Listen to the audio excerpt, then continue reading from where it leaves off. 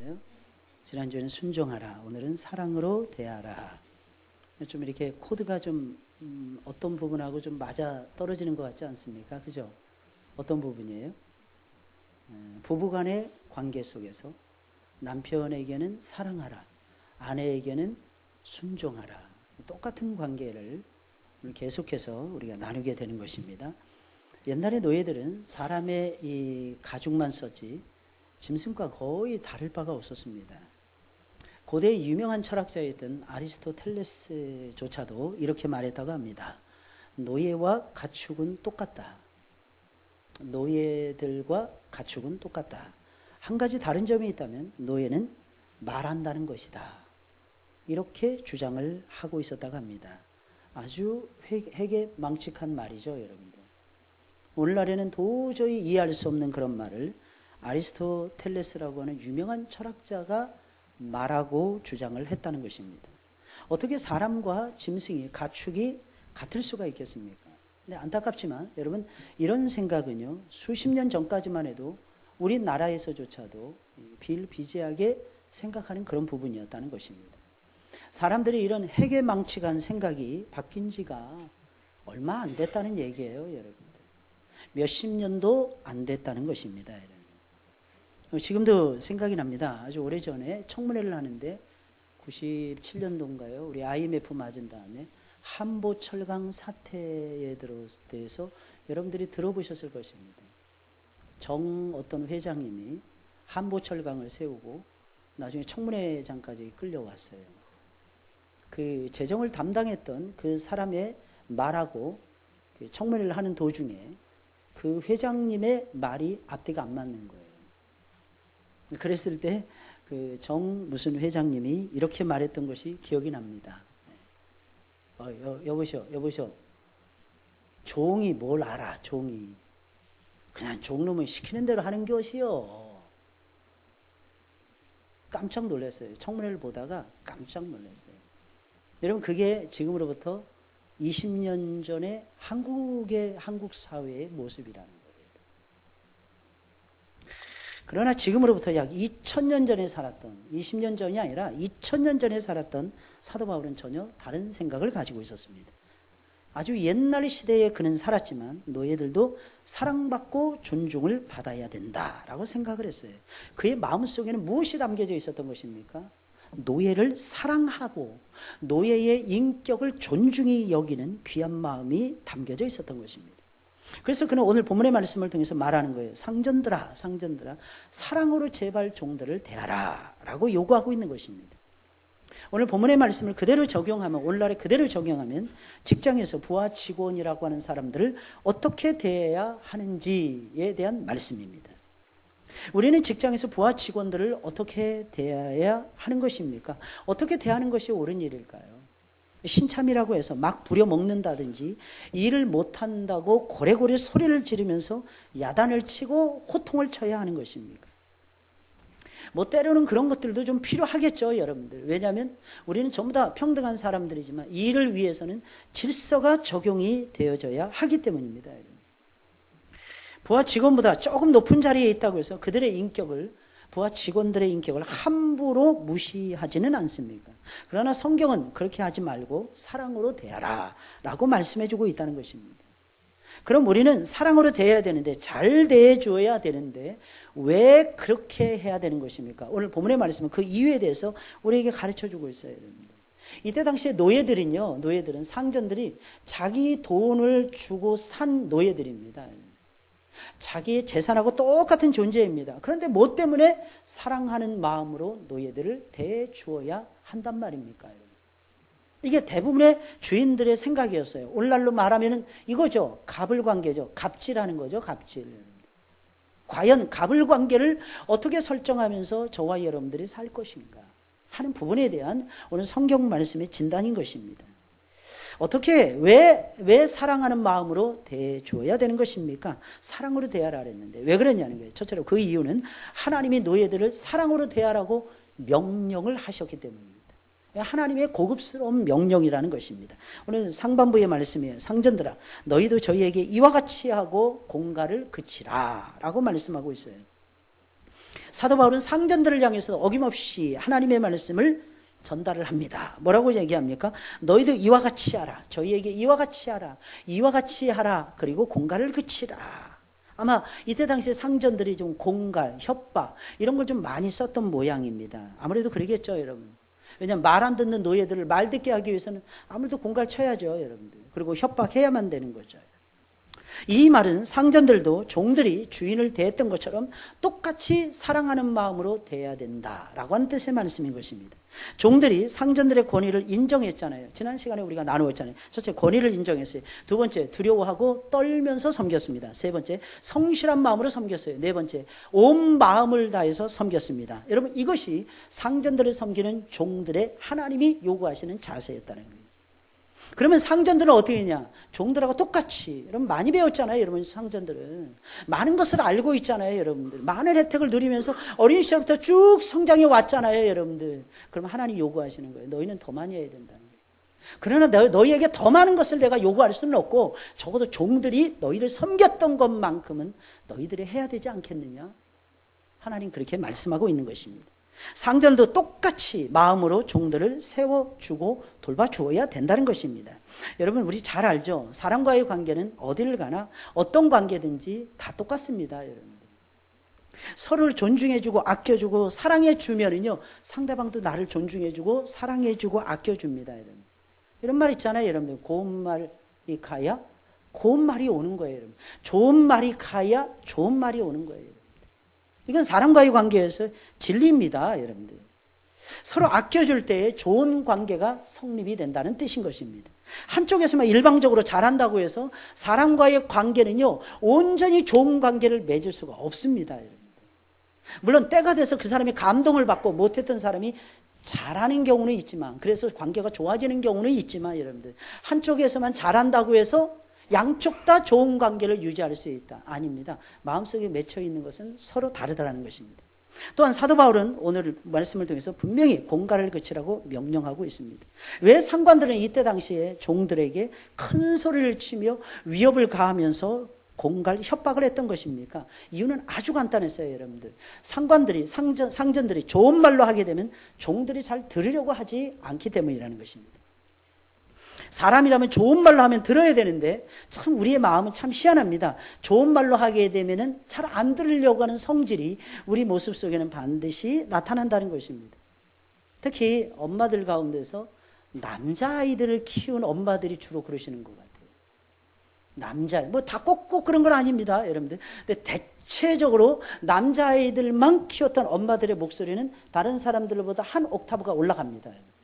그러면서 그분들은 이렇게 얘기합니다. 목사님, 딸만 키워보셔서 몰라서 그러세요. 사내 아이 키우는 거예요, 목사님. 안 키워보면 몰라요. 근데 교회 속에서 보면은 괜찮거든요. 그럼 그렇게 얘기합니다. 그건 교회 속에서고요. 목사님. 집에서 하고 학교에서는 완전히 다른 존재가 남자아이들입니다. 이렇게까지 얘기를 하세요. 근데 저도 그 시절을 겪어왔거든요. 남자라고 해서 다 그런 건 아니죠. 대체적으로 이때도 그랬다는 거예요. 주인이 잘해주잖아요. 그러면 종들이 이상하게 잘 못하는 거예요, 여러분들. 여러분들은 그렇게 살지 마시고 잘해주는 사람에게 제발 좀 잘해주세요, 여러분들. 또 이렇게 생각하는 사람들 많습니다. 보니까 저 사람이 나한테 잘해줬어. 나는 저 사람에게 굳이 잘해줄 필요가 없다고 생각을 해요. 누구한테 잘해주냐? 나는 또 다른 사람에게 잘해주면 된다는 것입니다. 그러니까 어떻게 서로 관계가 성립이 안 되는 거예요. 여러분 관계라는 것은 아까도 말씀드렸지만 절대로 원사이드가 될 수 없습니다. 일방적일 수가 없어요. 부모 자식 간의 관계도 역시 마찬가지입니다. 좋은 관계를 유지하려면 자식은 부모를 공경해야 되고 부모는 자식을 사랑해 줘야 됩니다. 이 관계가 사실은 이루어져야만 되는 것입니다. 사람이라면 좋은 말로 하면 들어야 되는데 좋은 말로 하면 듣지를 않는다는 것입니다. 그러나 하나님은 분명히 말씀하십니다. 이 모든 것을 전부 다 알고 계시는 하나님께서는 상전들을 향해서 말씀하시는 거예요. 그럼에도 불구하고 공갈은 그쳐야 된다는 거죠. 아무리 말을 안 듣는다 할지라도 여러분 공갈 협박을 하면서 노예들을 함부로 대해서는 안 된다는 것입니다. 대하는 게 아니죠. 부리는 거죠. 종들을 함부로 부려서는 안 된다는 것입니다. 당시의 주인들은 노예들을 함부로 대하는 성향이 아주 예사였고 기본이었다고 합니다. 심지어는 노예들을 어느 정도로 생각했느냐? 주인들의 성적인 놀이개 정도로 생각을 했다고 합니다. 그러니까 주인이 예를 들자면 주인이 자기 말고 자기 와이프 말고 다른 노예들이 많이 있는데 갑자기 주인의 마음속에 남자 주인을 얘기하는 것입니다. 갑자기 성욕이라는 것이 생겨나면 당연히 이 종들은 당연히 잠자리를 같이 해야 된다고 생각을 했다는 것입니다. 그 종들이 옛날에 아기를 낳잖아요. 그러면 이게 누구인지 모르는 경우가 진짜 많았다는 거예요.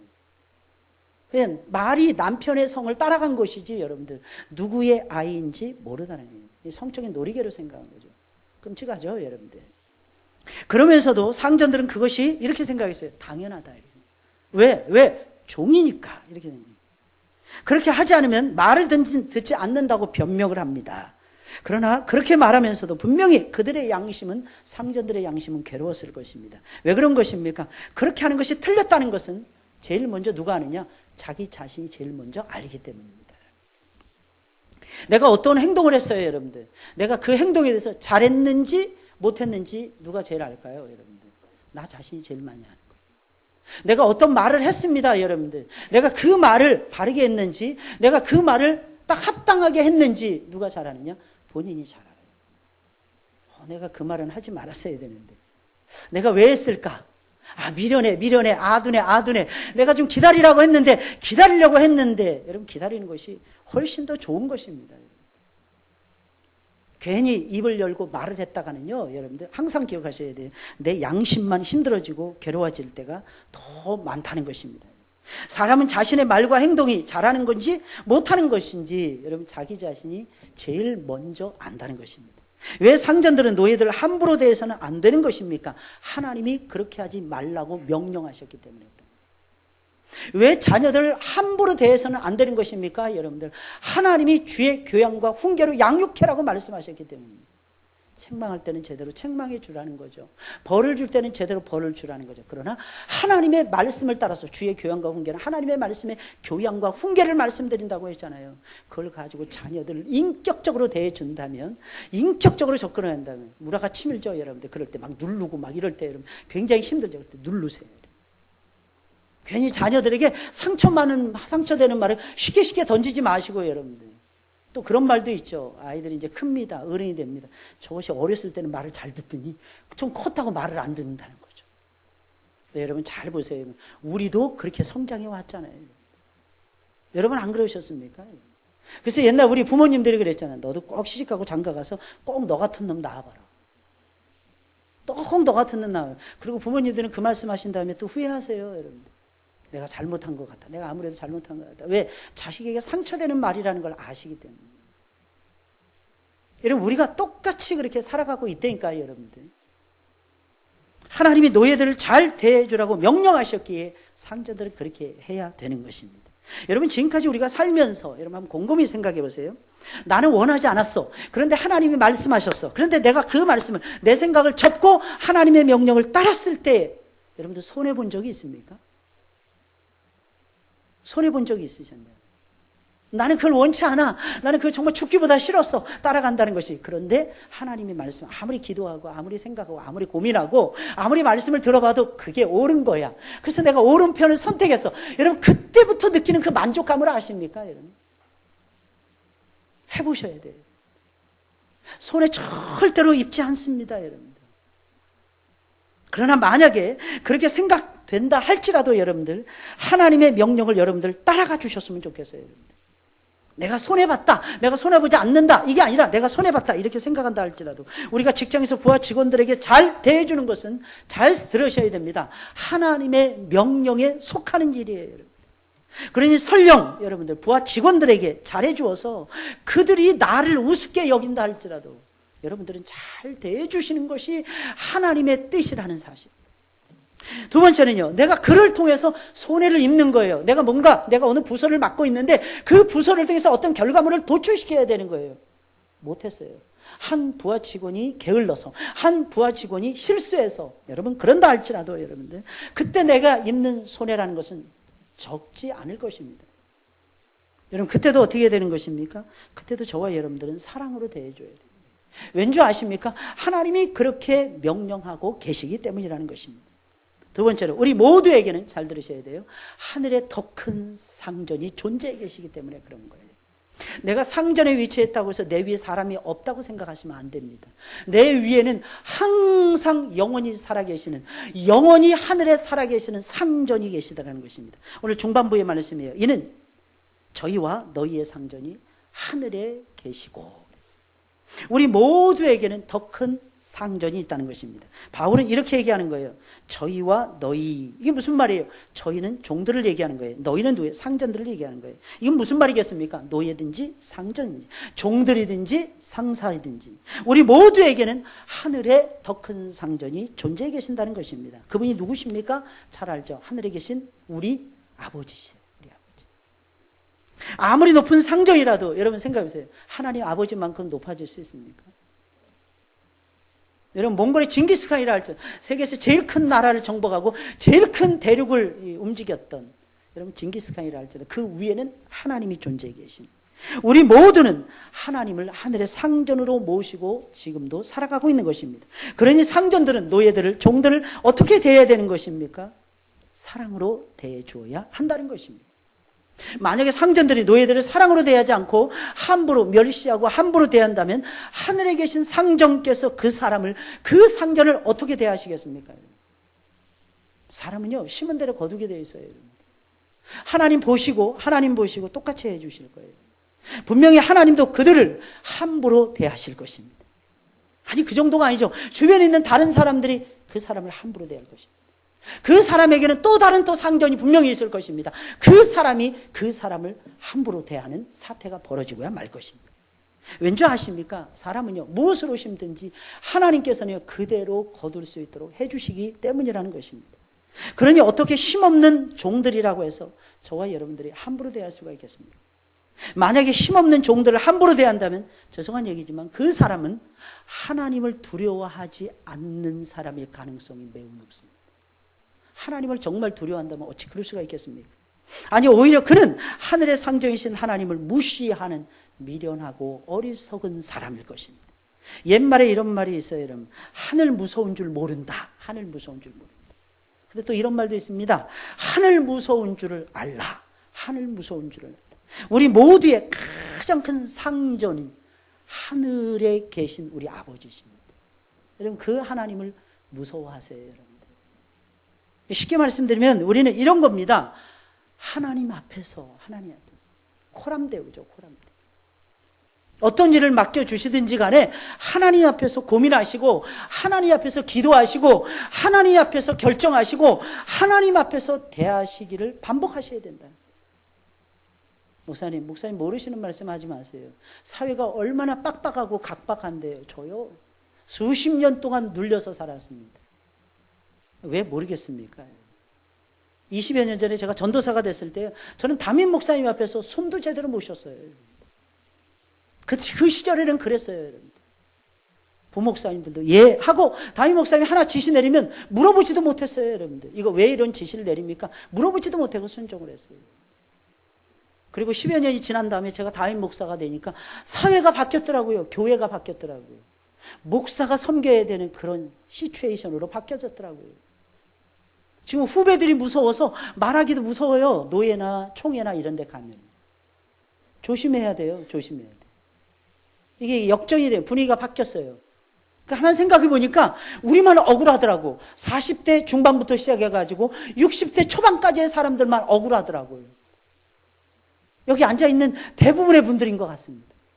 왜? 어렸을 때는 예 해야만 되고 우리가 어른이 돼서 어느 정도 끌고 가려고 할 때는 말을 안 듣는 거예요. 할렐루야. 근데 여러분 아셔야 되는 것이 있어요. 이게 좋은 거예요. 이게 진짜로 좋은 거예요. 왠지 아십니까? 젊으면 젊다고 이해하고 복종했잖아요. 어른이 돼서도 소위 말해서 갑질하지 않고 정말 사랑하는 마음으로 섬기는 여러분들. 제가 몸이 진짜 피곤하더라고요. 오늘 아침에 일어나서. 왜 피곤할까요? 왜 피곤할까요? 교회 때문이에요. 교회 때문에. 어제 아무리 생각해도 주일 준비하기 위해서 보일러 가동을 실험해보자. 보일러 가동을 직원 예배 마친 다음에 지시를 내렸는데 조금 있다가 뛰어 올라오는 거예요. 목사님 큰일 났습니다. 지하 3층이 또 찼습니다. 게다가 어제는 4시간, 5시간을 2개로, 펌프 2개로 해서 뽑아내는데 줄지가 않는 거예요. 줄지가. 물이 줄지가 않는 거예요. 4시간 이상을 뽑아냈는데 줄지가 않는 거예요. 제가 어쩔 수 없이 우리 안수 집사님들에게 전화를 드렸어요. 우리 이왕춘 집사님, 심건택 집사님, 이런 분들에게 전화를 드려서 이분들이 그래도 이 교회에 책임을 맡고 계시니, 특히 이런 봉사 쪽으로 책임을 맡고 계시니 오시라 그랬어요. 달려오셨어요. 그러니까 조금씩 해결이 되기 시작했어요. 이분들이 오셔가지고 조치를 취하는데 제가 구경만 하고 있을 수는 없잖아요, 여러분들. 그래도 담임 목사인데 명색이. 저도 장화 신고 그 지하 3층에 들어갔어요. 한참 서가지고 얘기하고 이런저런 얘기하고 너무 피곤한 거예요. 왜? 중간중간에 저는 주일 준비를 해야 되니까요. 원래 주일날은 제가 말씀만 준비해야지 이게 정상이에요. 그래도 주일 맞이하는 게 피곤해요, 여러분들. 1부부터 계속 말씀을 어떻게 증거할 것인가, 어떻게 예배를 인도할 것인가, 또 기도해요. 이런저런 기도 제목을 안고 또 기도합니다. 또 주일날 처리해야 될 일이 무엇인가, 중요한 안건은 무엇인가 또 고민하고, 여러분들. 아침에 일어나니까 몸이 진짜. 근데 몇 분이 우리 봉사국장 대행 되시는 우리 임병재 집사님하고 몇 분이 이렇게 딱 나중에 조성민 장로님 띄우시고 이게 딱 보니까 해결이 되는 거예요. 그 어떻게 저떻게 하다 보니까 알고 봤더니 펌프 2개가 우리가 집수정이 있거든요. 집수정 펌프가 있어요. 거기서 이제 밖으로 내모는 또 하수 처리장에다가 또 집어넣습니다. 거기서 또 퍼내야 돼요. 이중이죠.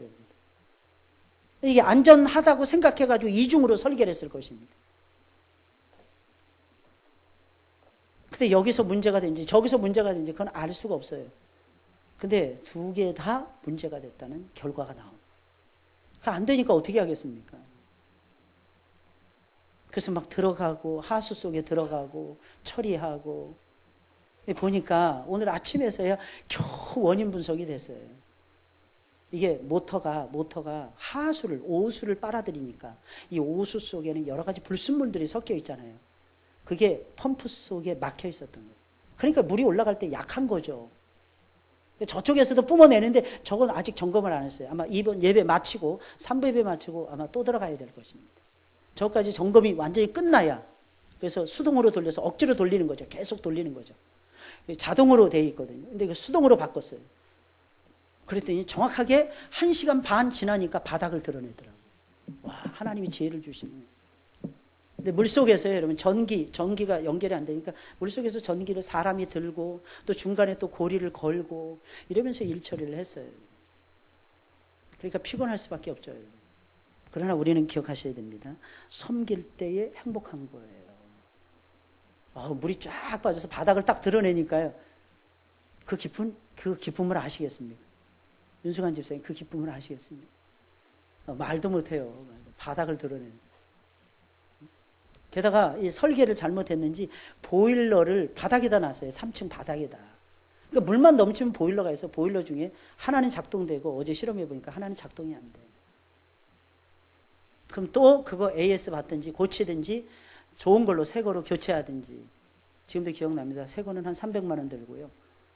그냥 고치는데 작년에 그 버너만 바꿨거든요. 100만 원인가? 그렇게 들었던 것으로 기억이 납니다. 근데 여러분 어떠십니까? 어떻게 하지? 이러십니까? 힘들다. 이러십니까? 비가 억수같이 쏟아지고 타일이 떨어질 때도 우리 모여서 예배 드렸습니다. 재미있지 않나요? 진짜 살면서? 전 재밌어요. 이런 일이 있음으로 인해서 우리 안수 집사님들이 막 달려오시더라고. 이게 주일 아닙니까? 마음이 가는 거 아닙니까? 헌금하시잖아요, 여러분들. 또 더 놀라운 사실. 지난주에 보니까 한 3분의 2까지 어느 정도 올라온 것 같아요. 이게 하나님의 역사라는 것입니다. 우리는 언제 행복하느냐? 섬겼을 때 행복해지는 거예요. 오히려 섬기기를 다하는 것이, 상전된 입장에서 섬기기를 다한다면, 부하 직원을 섬긴다면 여러분들 아마 놀라운 역사가 반드시 일어나고야 말 것입니다. 마지막 3번째로 우리가 믿는 하나님은 절대로 외모로 사람을 취하시지 않기 때문입니다. 하반부의 말씀이에요. 그에게는 외모로 사람을 취하는 일이 없는 줄 너희가 알미니라. 하나님은 사람을 외모로 취하는 일이 없다고 딱 잘라서 얘기하는 것입니다. 이것은 무슨 뜻일까요? 잘 들으셔야 됩니다. 이 대목이 굉장히 중요합니다. 하나님의 상전과 노예를 똑같은 기준으로 똑같이 대하신다, 이런 뜻이 아닙니다. 상전을, 여러분, 종들을 낮게 보고 상전을 높게 보고 이런 사회적인 풍토 속에서 사람을 외모로 취하지 않는다라고 하시는 하나님의 말씀은 종들의 위상을 격상시켜서 상전들과 똑같이 보신다, 이런 뜻이 아닙니다. 그럼 무슨 뜻일까요? 이 대목이 굉장히 중요합니다. 상전은 노예들보다 많은 것을 받았기에 더 높은 기준으로 판단해야 이게 옳다는 것입니다. 이게 공평하다는 것입니다. 생각해 보세요, 여러분들. 노예들이 다른 사람에게 선을 행하는 것과 모든 것이 자유롭고 많은 것을 가지고 있는 상전들이 다른 사람에게 선을 행하는 것과, 여러분, 어떻게 같을 수가 있습니까, 여러분들? 여러분들의 생각을 여기서 뒤집으셔야 됩니다, 여러분들. 종들은 상전들에 비해서 모든 여건이 다 갖추어지지 못했기 때문에 불리합니다, 여러분. 모든 여건과 상황이 불리하게 남을 돌아볼 수 있는 정신적, 시간적, 물질적 여유가 전혀 없습니다, 여러분들. 만약에 종들이 누군가를 도와준다면, 여러분, 자기의 하는 일을 포기하든지 아니면 자기가 하는 일을 다 해야 됩니다, 여러분. 그 다음에 밤잠 자지 못하고 해야 되는 것이고, 내 것을 먹어서는 절대로 안 됩니다. 내 것을 먹지 말아야 돼요. 내 옷을 입어서도 또한 안 됩니다. 내 옷도 입지 말아야 됩니다. 그래야 겨우 도울 수 있습니다.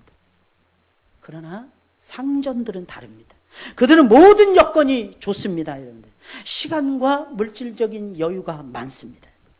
그렇기 때문에 똑같은 선행을 가지고 판단하는 것은요, 사실상 공평한 것이 아니라는 것입니다. 이게 성경의 지론이에요. 그래서 예수님께서는 누가복음 12장 48절에 있는 말씀에서 이 말씀을 하신 거예요. 잘 들어보세요, 여러분들. 무릇 많이 받은 자들에게는 많이 찾을 것이요. 성경의 원리예요, 여러분들. 무릇 많이 받은 자들에게는 많이 찾을 것이요, 많이 맡은 자들에게는 많이 달라고 할 것이니라. 이게 성경의 말씀이에요. 하나님으로부터 많은 것을 받은 사람은요, 잘 들으셔야 됩니다. 훨씬 더 많은 선을 행하셔야 됩니다. 훨씬 더 많은 일을 하셔야 됩니다. 그래야 적은 것을 받고 많이 한 사람과 상급이 같아지게 되는 거예요. 많이 가졌으면 그만큼 뭐가 따르냐? 책임이 따른다는 것입니다. 책임이 크기에 많이 일해야 상급이 같아지게 된다는 것입니다. 과부가 2렙돈을 드린 것과 부자가 1달란트를 드린 것은 엄연히 다릅니다. 이 말을 또 오해하시면 안 돼요. 부자가 많이 드렸다는 뜻이 아니에요. 가난한 자가 적게 드렸다는 뜻이 아닙니다. 과부가 먹을 것도 없는 중에 2렙돈을 드린 것하고, 부자가 먹을 거 다 먹고 입을 거 다 입고 쓸 거 다 쓰고 남은 것 가운데서 1달란트를 빼서 하나님 앞에 드린 것은 다르다라는 것입니다. 부자는 자신의 많은 재산 중에서 지극히 작은 것을 그냥 드렸을 뿐입니다. 그러나 과부는요, 자기의 목숨이 담겨져 있는 거예요. 왜? 그걸 먹지 않으면, 사람은요 333 법칙에서 움직여진답니다. 3일을 굶으면 죽을 가능성이 있답니다. 30일을 물을 마시지 않으면 죽는답니다. 더 놀라운 거 말씀드릴까요? 3분을 숨을 쉬지 못하면 죽는답니다. 333 법칙이랍니다. 그런데 여러분 생각해 보세요, 여러분들. 내 먹을 거를 먹지 않고 내 생활비 전부를 하나님께 드리는 거예요. 2렙돈밖에 안 되죠. 이건 하나님 보시기에 어마어마한 겁니다. 그러니 어떻게 부자의 예물과 과부의 작은 예물을 똑같은 수준에서 평가할 수 있겠습니까? 우리의 평가와 하나님의 평가는 이렇게 달라요. 우리는 그저 많이 가지고 있으면 좋은 줄 아는데 절대로 그렇지 않습니다. 많이 가지고 있지 마세요. 많이 가지고 있을수록 하나님 나라에서는 손해입니다. 많이 가지지 마시고 많이 돌려주세요, 여러분들. 유명한 페이스북을 만든 CEO 누굽니까? 마크 저커버그라는 사람. 어마어마한 돈을 기부했어요, 최근에. 약속했어요. 이유가 뭔지 아십니까? 자기의 사랑하는 딸 때문에 기부했답니다. 자기의 사랑하는 딸 때문에 기부했답니다. 자기 재산의 전 재산의 몇 프로냐? 99%를 기부했어요. 물론 우리는 생각해, 목사님 1% 가지고도 먹고 살만 하니까 그랬겠죠. 전부 다 만부당합니다. 부자가 하나님 나라에 들어가기가 훨씬 더 어렵다는 예수님의 말씀을 기억하셔야 됩니다. 돈이라는 게 참 희한합니다. 100만 원 벌 때 10만 원 11조는 쉬워요. 1000만 원 벌 때 100만 원 11조 하는 건 시험에 들기 시작합니다. 이게 인생이라니까요. 돈이 있으면요, 더 많은 돈을 갖고 싶어요. 지가 밑에 있다가 조금 올라가잖아요. 그럼 더 높은 곳을 향하여, 저 높은 곳을 향하여 질주합니다. 그게 인생이에요. 근데 마크 저커버그는, 이 사람 대학도 중퇴했어요. 대학 졸업장이 없습니다. 근데 최근에 하버드 대학을 다니다가 중퇴를 했는데 하버드 대학에서 명예 박사학위를 받았더라고요. 그분이 하시는 연설을 제가 들었는데 첫 마디가 이거였어요. 첫 마디가 인사 딱 한 다음에 딱 이러는 거예요. I love this place. 나는 이 장소를 사랑합니다. 딱 그래요. 아마 하버드 출신들은 이렇게 생각해요. 아마 하버드 대학을 안 좋아해서 복학을 안 했나 보다. 불식시키는 거예요. 나는 이 대학을 사랑합니다. 그래서 연설을 하기 시작하더라고요. 와, 진짜 젊은 사람이에요. 프리스텔라 찬이라고 하는 중국계 미국인하고 결혼했습니다. 너무너무 순진하게 생겼고 너무너무 감사하게 생겼어요. 특히 여러분 그 기부하는 그 모습 속에서 여러분 많이 가졌으면 많은 책임이 있어요. 재능이 많으십니까? 잘 사용하셔야 돼요. 하나님의 영광을 위해서, 다른 사람의 꿈을 위해서, 다른 사람의 양육을 위해서 사용하실 줄 아셔야 돼요. 하나님은 그것을 우리에게 요구하고 계시는 거예요. 하나님이 외모로 사람을 보지 않는다. 이것은 이런 뜻이라는 거예요. 우리는 분명히 세상의 빛과 세상의 소금이에요. 그런데 왜 세상의 소금이 못 되는 것이고 왜 세상의 빛이 못 되는 것입니까? 많이 가지려고만 하고 그것에 따르는 책임은 회피하기 때문입니다. 얼마 전에 여러분 다 아실 거예요. 이 무슨 부회장이 특검팀을 통해서 구형을 받았는데 12년형인가 받았어요. 12년. 아실 거예요. 마음이 아프시죠, 여러분? 아프십니까? 하나도 안 아프더라고요. 왜 그럴까요, 여러분? 부자면 부자로서의 책임을 해야 되는데 부자로서의 책임감이 없어요. 여러분 많이 받으셨습니까? 많이 돌려드려야 됩니다. 여러분들 괜히 저급한 졸부로 여러분들의 자식들을 키우지 마시고 저는 기도합니다. 우리 젊은 아이들이 요즘 취업이 너무너무 힘들잖아요, 여러분들. 취업 대란이라고 얘기합니다. 정말 힘들어요. 우리 아이들의 마음을 여러분들이 헤아리셔야 될 것입니다. 그 불안감을 여러분들이 아십니까? 그 속상함을 여러분들이 아십니까? 에이, 아빠는 더 어려운 환경에서도 다 버티면서 공부해 왔는데 차라리 그때가 나았다니까요, 여러분들. 그때는 기업체 들어가기가 쉬웠다니까요. 우리가 공부할 때만 하더라도. 여러분. 오라는 데가 없어서 안 들어간 것이 아니라 나름대로 꿈이 있었고 나름대로 해보고 싶은 것이 있어서 안 들어갔어요, 여러분들. 근데 지금은 아닙니다, 여러분들. 가고 싶어도 써주는 데가 없어요. 그런 우리 아이들의 심정을 여러분들 아십니까? 그럼 그 아이들을 놓고 우리는 어떻게 해야 됩니까? 3포 시대, 5포 시대, 7포 시대, 8포 시대 계속 포기만 하라고 강요할 것입니까, 여러분? 격려해 줘야죠. 위로해 줘야죠, 여러분.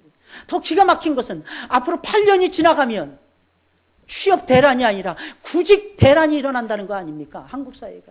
그래서 지금부터 중학생들까지는요, 한 고1까지는요, 취업 걱정을 안 해도 됩니다. 어디를 들어가도 일본하고 똑같아지는 거예요. 일할 사람이 없다 보니까, 여러분들. 우리나라도 똑같이 일본화 되는 거예요, 여러분들. 일본은 오래전부터 그렇게 됐다잖아요, 여러분들. 그래서 지금은 일본 애들이 그렇게 영어 공부에 매달리지 않습니다. 우리나라 뭐 스펙 쌓는데 노력하지 않습니다. 왜? 지방대학교를 나와도 어디를 가든지 다 직장 잡고 살 수가 있으니까, 여러분들. 근데 우리나라는 안 그렇잖아요, 여러분들. 그럼 어떻게 해야 됩니까, 여러분들? 우린 기도해야죠. 포기하지 말아야죠. 할렐루야. 어떻게 기도해야 될까요? 우리 아이들에게 하나님 기회를 달라고 기도하셔야죠. 첫 번째는, 여러분. 두 번째는 무엇입니까? 우리 아이들의 마음의 그릇을 넓혀달라고 기도해 주셔야죠, 여러분들. 그래서 그 아이들의 그릇이 진짜 커져가지고 정말 부자가 되도록, 여러분들. 자기만을 위해서 먹고 싸고 그런 것이 아니라 정말 죽어가는 사람들. 지금도 지구촌에 75억의 인구가 살아가고 있다는데 3분의 2 이상이 새끼밥을 못 먹는다는 거 아닙니까? 다이어트 하는 것이 아니에요, 여러분들. 먹을 것이 없어서 겨우 두 끼밥 먹는 데잖아요, 여러분. 한 달 생활비가 어떤 나라, 미얀마, 라오스 이런데 10,000원이면은 한 달 생활하고 아이들 학비까지 된다는 거 아니겠습니까, 여러분들? 현실입니다. 그럼 우리는 우리 아이들에게 뭘 가르쳐 줘야 될까요? 그런 사람들을 품을 수 있는 마크 저커버가 같은 그런 인물들로 우리 아이들을 키워야죠, 여러분들. 그게 하나님이 외모로 사람을 보시지 않는다는 내용인 것입니다. 왜 상전들은 종들을 사랑으로 대해주어야 할까요, 여러분들? 간단합니다. 3가지로 정리해드렸어요, 여러분들. 하나님이 그렇게 하라고 명령하셨기 때문에. 명령하셨기 때문입니다. 명령은요, 순종해 보면 그 맛을 압니다. 두 번째, 우리 모두에게는 하늘에 큰 상전이 계시기 때문에 그래요. 하나님 앞에서 두려움을 가지세요. 세 번째, 하나님은 절대로 사람을 외모로 취하시지 않기 때문입니다. 다 하신다는 뜻이에요. 속속들이 마음 깊숙한 곳에서 여러분들이 고민하고 여러분들이 기도하고 여러분들이 생각하는 모든 부분까지도 하나님은 모르시는 분이 아니라 다 아신다는 사실입니다. 그리고 하나님 거기에 맞춰서 평가하시는 거예요. 쉽게 말씀드리면 이거예요. 외식하지 말고 눈 가리고 아웅하시지 마시고요. 정말 정직하고 진실하게 하나님을 사랑하시고 영혼을 사랑하시고요. 하나님이 나에게 좋은 높은 위치를 주셨어요. 뭐 하라는 거예요? 그 영혼들을 사랑해서 그 영혼들을 주께로 인도하라고 주신 거예요, 여러분들. 아십니까, 여러분들? 이 점을 잊어서는 안 됩니다. 에이, 목사님 내가 공부하느라고 얼마나 노력했는데 공부하고 노력한다고 해서 길 열어지는 거 아닙니다. 제가 얼마나 밤잠 안 자고 열심히 연구를 열심히 했는데 안 되는 건 또 안 됩니다, 여러분들. 되게 하신 분은 우리 하나님이세요. 할렐루야. 제발 선줄로 생각하지 마시고 된 줄로 생각하지 마시고요. 겸손하게 하나님 옆에 엎드리세요. 그럼 하나님이 길을 열어주십니다. 길을 열어주신대요. 그래서 여러분들 혹시 여러분들이 어떤 위치에 올라가잖아요. 그러면 부하 직원들을 아끼고 사랑해 주세요. 그러면 다릅니다. 그러면 달라질 거예요, 분명히. 그 부하 직원이 어느 날 여러분들에게 가까이 와서 저기요, 왜 저한테 이렇게 대하십니까? 뭐 때문에 그렇게 대하십니까? 이유가 궁금해요. 아마 이런 역사가 벌어질 거예요. 우리 찬송 부르겠습니다. 274장이에요. 274장.